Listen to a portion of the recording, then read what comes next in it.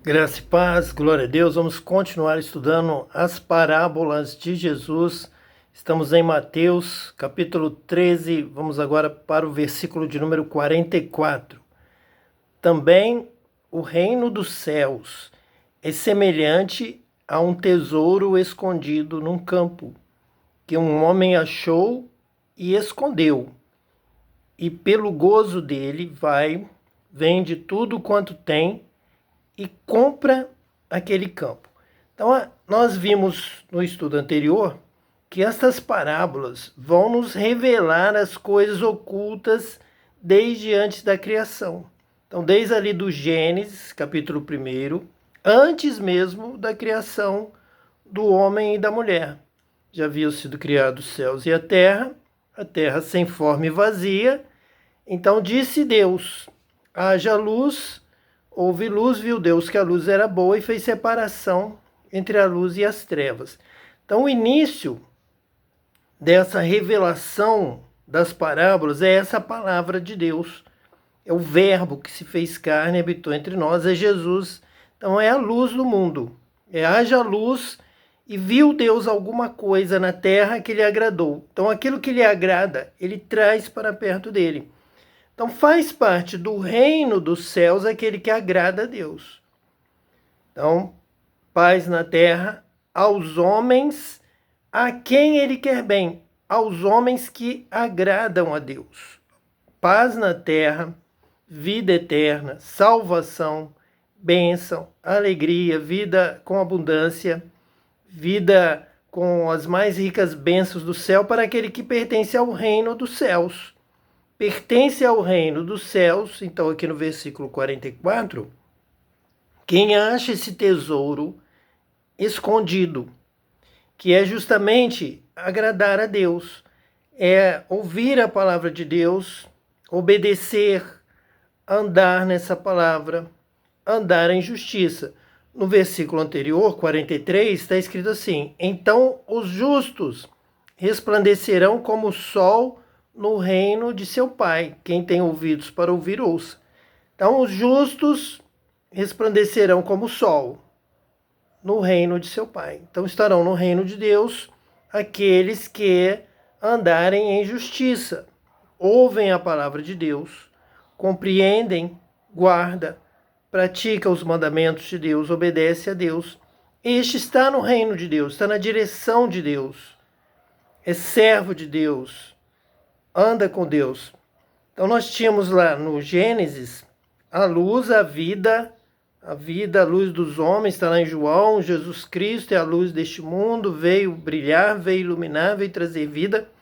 Então a vida é aquele que dá ouvido à palavra de Deus, recebe a vida, e não só aquele que ouve, mas aquele que consegue praticar, aquele que aprende. Esse faz parte do reino de Deus. Encontra o tesouro da vida.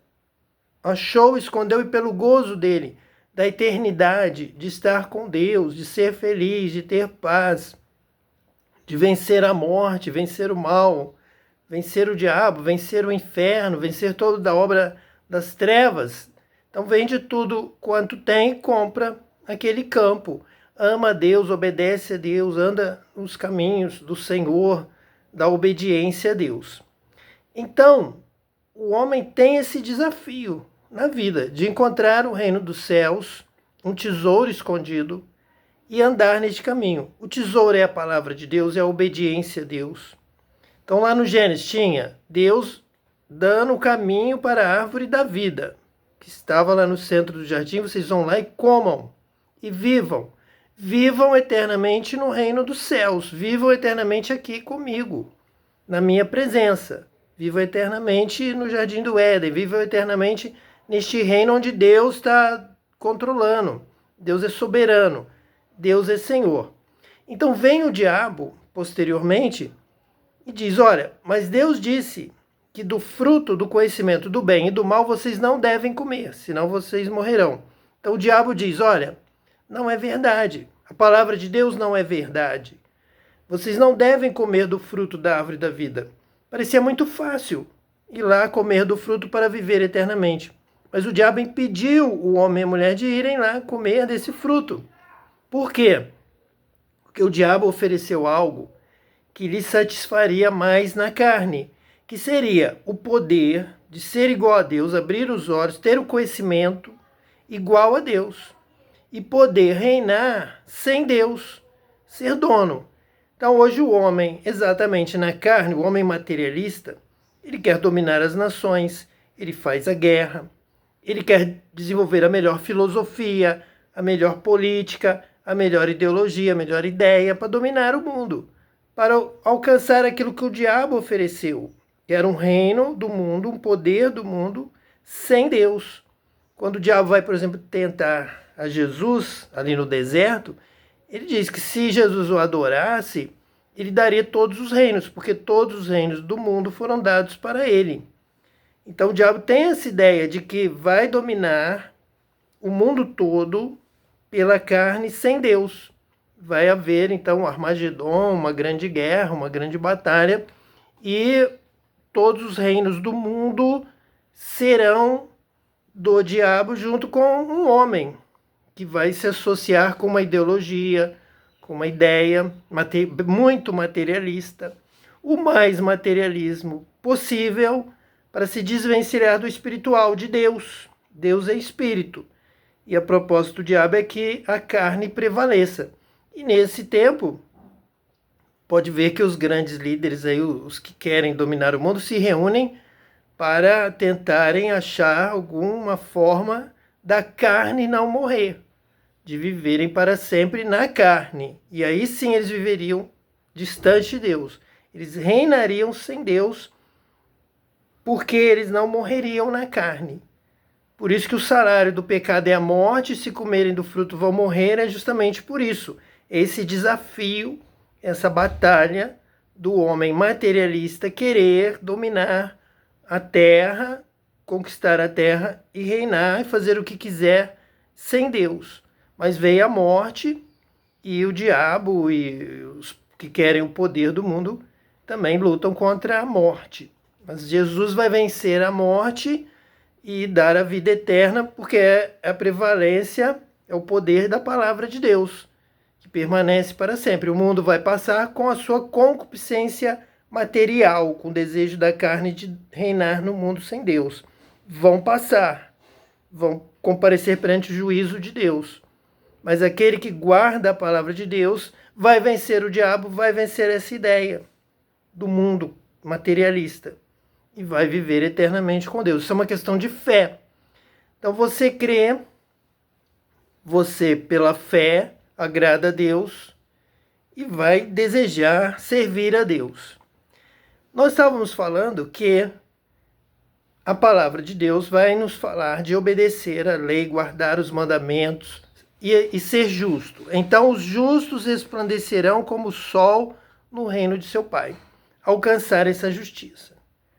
Então o homem chega a um ponto, está descrito tanto no Antigo quanto em parte do Novo Testamento em alguns momentos, porque a revelação vem em Jesus, em todo o conhecimento de Deus claramente, na palavra de Deus que se fez carne e habitou entre nós, e vimos a sua glória, glória como do Filho unigênito do Pai. Então nós temos o Pai e o Filho enviado pelo Pai, que é a própria palavra do Pai. Ele sai do Pai, o Filho primogênito, durante um período unigênito, agora ele é o primogênito de muitos irmãos, todos aqueles que obedecem, ouvem a sua palavra e creem. Então vem um desafio. Eu tenho que ser justo. Então eu tenho que andar na verdade. Eu tenho que fazer o bem. Eu tenho que conhecer a Deus. Tenho que praticar a palavra de Deus. Então vem um desafio muito grande. E quem vai conseguir? A quem será dado essa possibilidade de entender Deus, saber o que Deus quer e poder, força para viver dessa forma, praticar toda a justiça de Deus? Então o homem sincero, o homem com honestidade e verdade, clama a Deus: Senhor, me ajuda. Senhor, o que o Senhor tem para mim, preparado para me dar, para me ajudar? Eu quero te obedecer. Eu quero te agradar, quero ser justo, quero cumprir a tua palavra, quero praticar fazer o bem, amar o próximo como a mim mesmo. Então você começa a buscar, você começa a pedir e perguntar: onde será que eu vou encontrar o que tem? Quem me livrará do corpo dessa morte, para que eu faça o bem e ande em justiça e alcance isso que a palavra de Deus está me dizendo, que os justos resplandecerão como o sol no reino de seu Pai. Então, para eu ser justo. Então nós vamos lá em Gênesis. Vamos lá na parábola, vamos lá antes da criação do homem e da mulher. Nós vamos encontrar lá na descrição, e vai dizendo: no princípio criou Deus os céus e a terra terra era sem forma e vazia, e o Espírito de Deus se movia sobre a face das águas. Então Deus vai dizer: olha, eu já tenho preparado para você, para te dar condição de andar em justiça, andar na minha presença, fazer a minha vontade, me conhecer, me agradar. Eu já tenho preparado. Ele já está aqui. É o Espírito Santo. O Espírito Santo já estava ali. Ele não é mencionado no primeiro momento, mas ele já estava contado, já estava reservado, já estava aguardando o momento da sua ação. Então agora o Pai derrama o Espírito Santo. É por isso que ali, a partir de Atos, a igreja já entende que somos batizados com o Espírito Santo. Ele é o grande ensinador. Ele nos ajuda. Nós clamamos: Espírito Santo, me ajuda. Eu preciso de um amigo. Eu preciso de um espírito, de um ensino, de entender a palavra de Deus, de lembrar do que ele falou, do que Jesus falou, e de andar no seu caminho.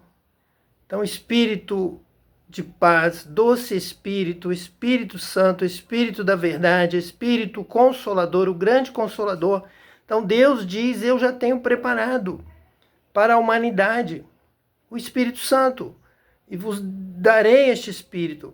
Esse Espírito virá sobre vós, descerá sobre ti o Espírito Santo. E o Espírito Santo vai gerar em você a Cristo, no seu coração, um novo coração. Um coração que vai receber a palavra, e o Espírito Santo vai ensinar a palavra. O Espírito Santo vai te dirigir em toda a verdade. E o Espírito Santo vai te dar poder, vai te dar sabedoria, vai te dar entendimento, conhecimento, para que você agrade a Deus, obedeça a Deus, entenda exatamente a vontade de Deus. E quando você se dispor pela fé, de andar neste caminho, de agradar a Deus, de obedecer a Deus, virá sobre ti o Espírito Santo. O grande ensinador, o grande ajudador, que já estava lá reservado, pairando sobre a face das águas, esperando o momento de ser derramado sobre a sua vida. Então você pode, você vai conseguir, você vai agradar a Deus, você vai andar em justiça, você vai resplandecer como o sol no reino de Deus e vai viver uma vida para a glória de Deus a partir de agora, quando você recebe na sua vida a ajuda, o socorro do Espírito Santo para te guiar em toda a verdade, para te guiar no caminho do Pai, para te ensinar tudo o que Jesus ensinou, para te fazer lembrar e para te dar poder para praticar esta palavra de vida. Que Deus te abençoe hoje e eternamente, em nome de Jesus Cristo, o Messias. Amém.